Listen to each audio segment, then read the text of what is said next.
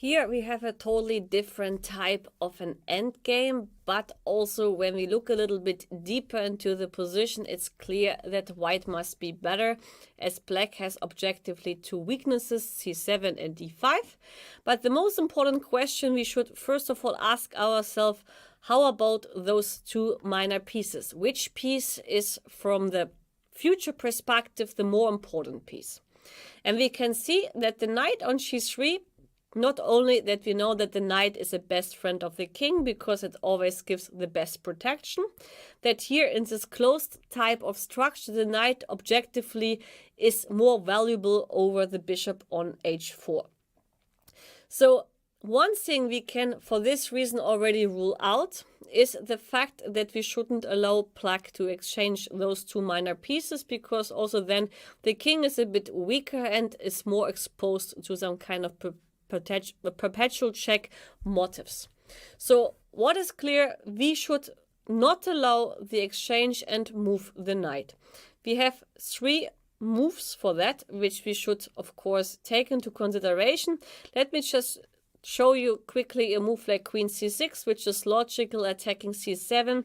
Then of course black would take on c3. If the king takes, there are some nasty checks on c2 which are not comfortable.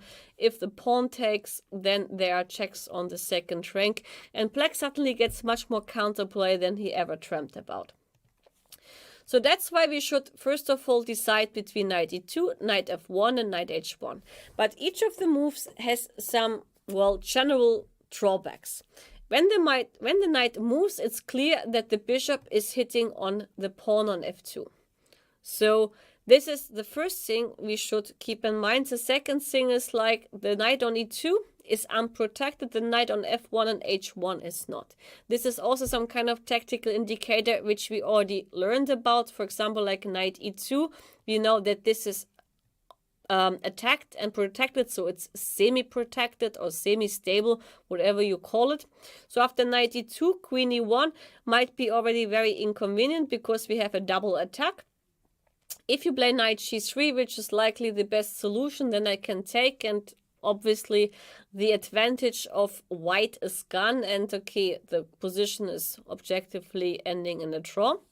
So that's why if you try something else, and there are not many solutions, you can give a check on e5, but you will be very upset after bishop f6 as the queen is attacked and you're not able to protect the knight on e2. That's why we can dismiss this as well.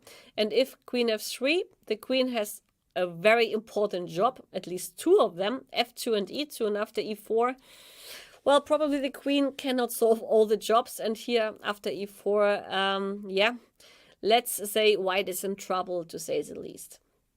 So that's why knight e2 we can rule out, but we could by intuition already rule it out from the tactical stability point of view or tactical indications.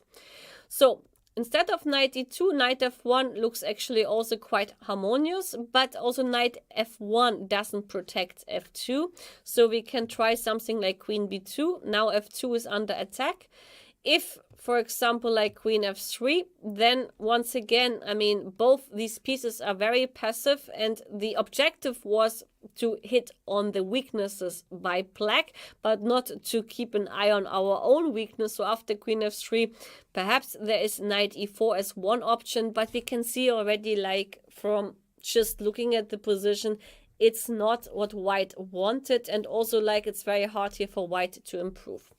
That leaves the move knight h1, which at the first glance looked like the most horrible move on the planet, because the knight on h1 is in the corner and is not doing much there. But sometimes a bad piece by geography, here it's a piece in the corner, can be still very useful when it does what it should do. And here the knight on h1 does something very important. It protects the pawn on f2, the only possible weakness. And while the knight is doing a great job, cannot be attacked, the queen is able to move where it should and start to attack the weaknesses. After knight h1, okay, I considered many moves. For example, like bishop e7 with the idea of bishop d6 to guard to guard both weaknesses. Then we can play queen c6, bishop d6, and now suddenly the knight is jumping back and gets to e4.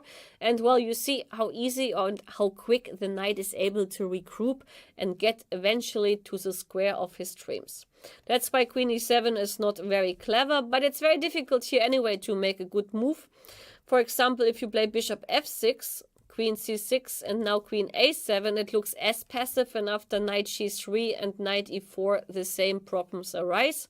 In the game, by the way, black played queen b2, trying to keep an eye on e5. Queen c6 was played, and after queen b1, queen takes c7, check on e4, king h2, and h5. It looked like that black will somehow create some counterattack, but objectively after queen c6 there is not such thing as counterattack, and the queen is on a very important diagonal. The king is protected. In the next move I can capture on h5, and okay, eventually white won the game. So when we look back to find the move knight h1, actually here what can help is the fact that when we have queen and knight against queen and bishop, we know that the queen and the knight in combination are the more dangerous combinations, especially when we have closed positions like this ending, which is kind of closed. Sometimes, I mean, the bishop and the queen can be superior over knight and queen when there are some open diagonal and the bishop would take all the squares of the knight, but this is not the case here. That's why in general the knight is in such endings more dangerous.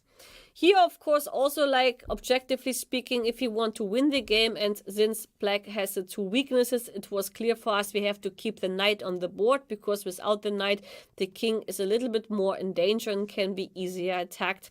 So for this reason, it was clear we looked for a knight move, and then, since we understood the only problem we have objectively is a problem on f2, knight h1 is not difficult to find, and eventually to take the right decision here is easy when you use common sense, when you use the character of the position, and of course also the elimination method, like knight e2 was easy, for example, to eliminate, because okay, on e2 it was unprotected, queen e1 was a very annoying move. And well, all these things together, of course, are always making the process of decision making much easier.